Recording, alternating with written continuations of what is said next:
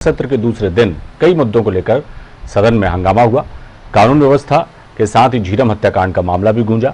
नेता प्रतिपक्ष धर्मलाल कौशिक ने कहा कि सत्ता पक्ष की तरफ से झीरम तक का मामला आया, लेकिन उसके बाद जो स्थिति बनी वो सदन के लिए ठीक नहीं, इसे परंपरा बनने नहीं दिया जाएगा। बीजेपी विधायक बृजमोहन अग्रवाल ने कहा कि पूरा छत्तीसगढ़ अपराध का गढ़ बन गया है।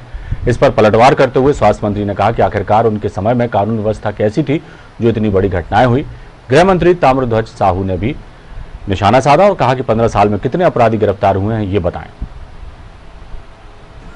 जी, कानून व्यवस्था को लेकर के हम लोगों ने स्थगन दिया था।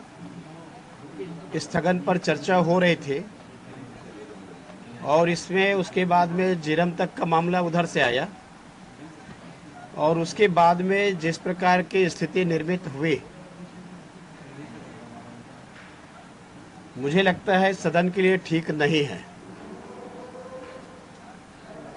और हम लोगों ने ये तय किया है कि इसको हम आने वाले समय में परंपरा बनने नहीं देंगे, इसको नजीर नहीं बनाना है। देखिए, पूरे छत्तीसगढ़ में जो अपराध है वो नए नए तरीके से हो रहे हैं।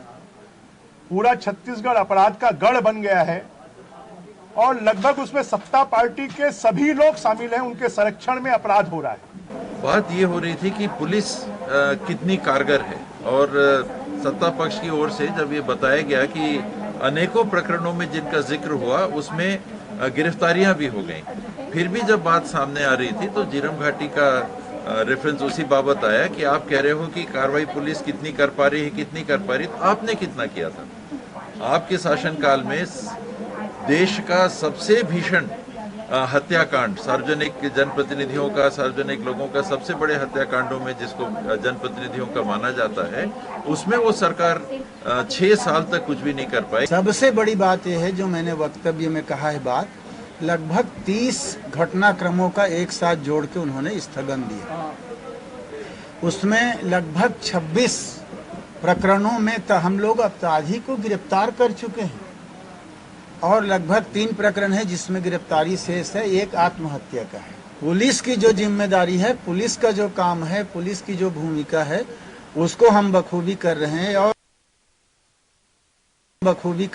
और